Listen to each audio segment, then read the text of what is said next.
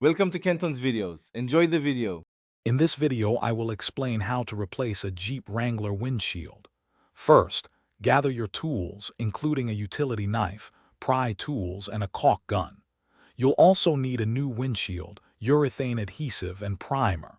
Remember to protect your Jeep's paint and interior with tape and covers before you begin.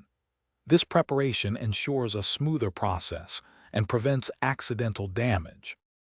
Now, let's remove the old windshield. Begin by carefully detaching the windshield wipers and any cowl trim. Next, use a specialized cutting tool, like a wire or a utility knife, to cut through the old urethane adhesive that seals the windshield. Work slowly and steadily around the entire perimeter. Once the adhesive is cut, use suction cups to safely lift the damaged glass away from the frame. With the old glass removed, it's time to prepare for the new one. First, thoroughly clean the pinch weld area, removing all traces of old adhesive and debris. This ensures a strong bond.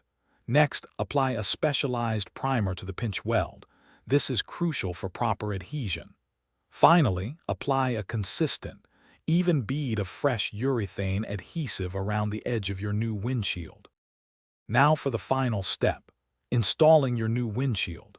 Carefully lower the new glass into place, aligning it precisely.